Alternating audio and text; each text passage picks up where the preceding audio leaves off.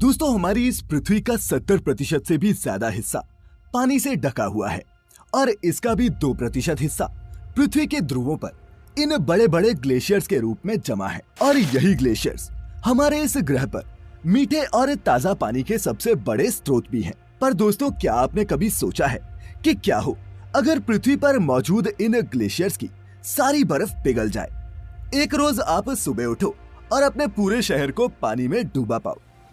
अगर नहीं सोचा तो आज आप जरूर सोचेंगे, क्योंकि वो वीडियो ही क्या जो सोचने पर मजबूर न करे। ग्लेशियर्स होते क्या हैं? दोस्तों, पृथ्वी का ज्यादातर पानी ओशंस या फिर समंदर के रूप में धरती पर मौजूद है, लेकिन पृथ्वी का बहुत सारा पानी इन विशालकाय बर्फीले पहाड़ों के रूप में भी इस धरती पर जमा हुआ है, जिन्हें हम ग्लेशियर्स, हिमाद्री या फिर हिमनदी भी कहते हैं। चलिए हम इसे एक एग्जाम्पल के जरिए समझते हैं। क्या आपने कभी पानी से भरे गिलास में बर्फ को पिघलते देखा है? बर्फ के पिघलने से पानी के स्तर में कोई बदलाव नहीं आता, लेकिन अगर इसी पानी के ग्लास में हम नमक डाल दें तो अब ग्लास में 1 क्यूबिक बर्फ के पिघलने से पानी का स्तर 0.03 क्यूबिक बढ़ जाता है और ये स्तर नमक वाले पानी की जगह लिए जाने की वजह से बढ़ता है।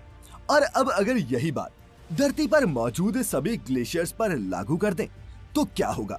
सोचा है कभी क्या होगा अगर अंटार्कटिका, ग्रीनलैंड और पृथ्वी पर मौजूद सभी ग्लेशियर्स क्लाइमेट चेंज की वजह से पिघल जाएं? आइए कुछ पॉइंट्स के जरिए समझते हैं कि क्या होगा सभी ग्लेशियर्स क्लाइमेट चेंज की वजह से पिघल जाएं। समंदर का जलस्तर बढ़ जाएगा। दोस्तों, पृथ्वी का 10% हिस्सा यानी कि 15 लाख वर्ग किलोमीटर सिर्फ ग्लेशियर से ही ढका हुआ है, और अगर ये सारे ग्लेशियर्स पिघल जाते हैं तो वैश्विक समंदर का स्तर 230 फीट तक बढ़ जाएगा।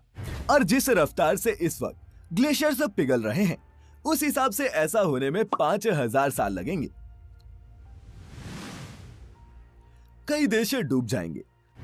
दोस्तों, ग्लेशियर से पिघलने से बढ़ने वाला जलस्तर लंदन के टावर ब्रिज को ढकने के लिए भी काफी है। अगर ये ग्लेशियर्स पिघल गए तो 7 महाद्वीपों के आधे से ज्यादा हिस्से पानी में होंगे। फिर ना मालदीव्स होगा और ना बांग्लादेश, ना मायामी और ना लंदन। तुर्की की राजधानी इस्तांबुल भी पानी के अंदर समा जाएगी। ऑस्ट्रेलिया का तटीय क्षेत्र और वहां की 80% आबादी पानी में डूब जाएगी। और यही हाल दुनिया के कई दूसरे देशों का भी होगा। अरबों खर्च कर बनाए गए दुबई के मैनमेड आइलैंड्स का नामो निशान तक मिट जाएगा। हमारी धरती पर मौजूद हर सजीव निर्जीव वस्तु पृथ्वी के संतुलन को बनाए रखने का काम करती है। किसी भी एक साइकिल में असंतुलन आ जाए तो ये पूरी मानव जाति को तबाही के दरवाजे पर खड़ा कर सकता है। और अगर ये असंतुलन धरती पर मौजूद पानी के स्तर में हुआ तो क्या तबाही आएगी, इसकी आप कल्पना भी नहीं कर सकते। खत्म होगा पहाड़ी और समुद्री जीवों का अस्तित्व। बर्फीले पहाड़ों पर पाए जाने वाले पोलर बियर्स और कई समुद्री जीवों का अस्तित्व भी सी लेवल बढ़ने से पूरी तरह से खत्म हो जाएगा। और जो बच जाएंगे उन्हें नए हालातों के साथ जीना सीखना होगा। कई देशों के जलमग्न होने से अंतरराष्ट्रीय स्तर पर आपातकाल की स्थिति पैदा हो जाएगी। लोग शरणार्थी बनकर दूसरे देशों में दर दर भटकने को मजबूर हो जाएंगे। मीठे पानी की किल्लत। दोस्तों, ग्लेशियर्स धरती पर मीठे पानी का सबसे बड़ा स्रोत है और आज भी दुनिया के 90% से ज्यादा देश पीने के लिए इसी पानी पर निर्भर हैं। और अगर ये ग्लेशियर्स ही नहीं होंगे तो मीठे पानी का अस्तित्व खतरे में पड़ जाएगा और लोगों को समंदर का नमकीन पानी ही फिल्टर करके पीना पड़ेगा। बढ़ेगा कार्बन डाइऑक्साइड लेवल। वातावरण में कार्बन डाइऑक्साइड की मात्रा बहुत ज्यादा हो जाएगी। वैसे भी ये ग्लेशियर्स पिघलने का सबसे बड़ा कारण ये कार्बन डाइऑक्साइड ही होगी, जिसे इस प्लेनेट पर बढ़ाने में हम लोग लगे ही हुए हैं। वहीं ग्लेशियर्स के पिघलने के बाद वातावरण में ऑक्सीजन की मात्रा तो पहले जितनी ही रहेगी, लेकिन कार्बन डाइऑक्साइड के बढ़ने से सांस लेना मुश्किल हो जाएगा और बिना आर्टिफिशियल ऑक्सीजन के हवा में सांस लेना धीरे धीरे मरने जैसा लगेगा। कहीं बाढ़, कहीं सूखा। जब ग्लेशियर्स ही नहीं होंगे तो सूरज की किरणें भी इनसे रिफ्लेक्ट नहीं होंगी और सूरज की गर्मी से समंदर में ज्यादा बादल बनेंगे। पूरा आसमान बादलों से भर जाएगा। ये पृथ्वी के क्लाइमेट में एक बहुत बड़ा बदलाव होगा। रेगिस्तान में मूसलाधार बारिश होगी और जहां बारिश हुआ करती थी वो प्रदेश सूखे पड़ जाएंगे। छोटे मोटे भूकंप के झटके भी बड़ी बड़ी सुनामी लेकर आएंगे और केदारनाथ जैसी बाढ़ की खबरें बहुत आम हो जाएंगी। ग्लेशियर्स के पिघलने के साथ ही नदियां भी सूख जाएंगी, जिनका बहुत बुरा असर खेती पर पड़ेगा। फूड सप्लाई पूरी तरह से बर्बाद हो जाएगी और भुखमरी विश्व की सबसे बड़ी समस्या बनकर उभरेगी। अब दोस्तों ये सब तो जान लिया कि अगर ये ग्लेशियर्स पिघल गए तो क्या होगा। अब जानते हैं कि क्या ये सभी ग्लेशियर्स पिघल भी सकते हैं। रातों रात सभी ग्लेशियर्स का पिघलना तो नामुमकिन है, लेकिन हाँ, हम इंसानों के लालच और लालसा ने इन ग्लेशियर्स के पिघलने की स्पीड जरूर बढ़ा दी है।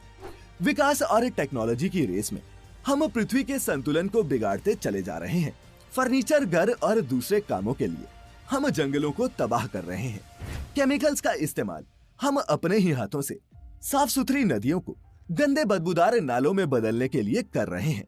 प्लास्टिक, पेट्रोल, डीजल और केमिकल्स के जरिए हवा को गंदा कर खुद अपनी सांसें छीन रहे हैं। और अगर ऐसे ही चलता रहा तो वो दिन दूर नहीं जब ग्लेशियर्स के पिघलने के बाद होने वाली इस तबाही की कहानी सच हो जाएगी। इंसानों के महत्वाकांक्षी प्रोजेक्ट्स के कारण 1880 से अब तक हमारे प्लेनेट का average temperature already 1.1 degree Celsius बढ़ चुका है। 2016 और 2017 2001 से अब तक के सबसे गर्म साल रहे हैं और क्लाइमेट में आए इस बदलाव के चलते ग्लेशियर्स के पिघलने की रफ्तार भी तेज हुई है, जिसका रिजल्ट ये है कि जहां 19th सेंचुरी में सी लेवल 6 सेंटीमीटर बढ़ा था, वहीं इस 20वीं सदी में महासागरों का जलस्तर 19 सेंटीमीटर तक बढ़ गया है। और NOAA यानी कि national oceanic and atmospheric administration की एक रिपोर्ट के मुताबिक सन 2100 तक समुद्र का जलस्तर 2.5 मीटर यानी कि 8 फीट तक बढ़ जाएगा।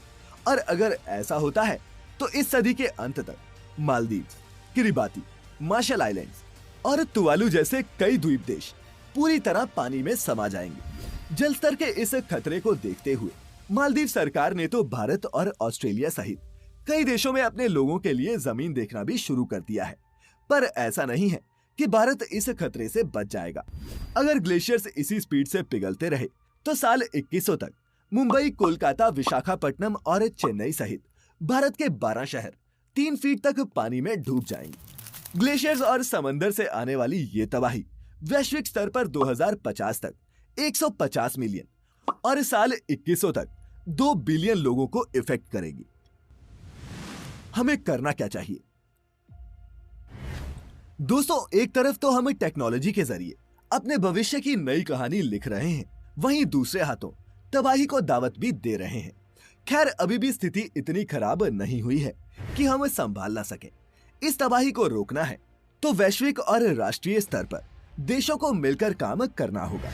दुनिया भर की 194 स्टेट्स और यूरोपियन यूनियन ने मिलकर ग्लोबल वार्मिंग को रोकने के लिए 2015 में पेरिस एग्रीमेंट साइन किया था।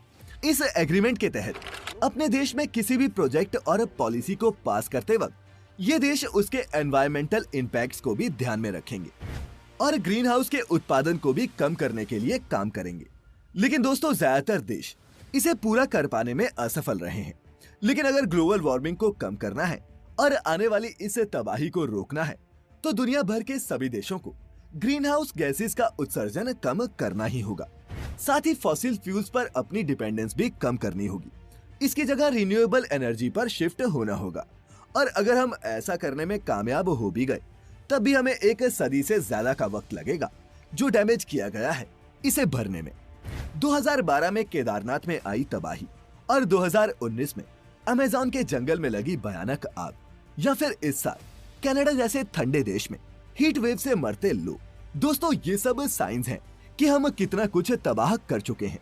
और अगर अभी भी हमने वक्त रहते अपनी लालसा और लालच को नहीं छोड़ा और इसी तरह जंगल, नदियों और पहाड़ों को बर्बाद करते रहे तो तबाही का ये भयानक मंजर एक दिन हमारी सबकी आंखों के सामने होगा। इसीलिए हो सके तो क्लाइमेट चेंज के इस मुद्दे को हल्के में लेकर भूलना मत और इस वीडियो को जितना हो सके उतना शेयर भी करना। मैं फिर लेकर आऊंगा ऐसी ही एक और इन्फॉर्मेटिव और मजेदार वीडियो। तब तक खुश रहिए और अपना अपने चाहने वालों का ख्याल रखिए।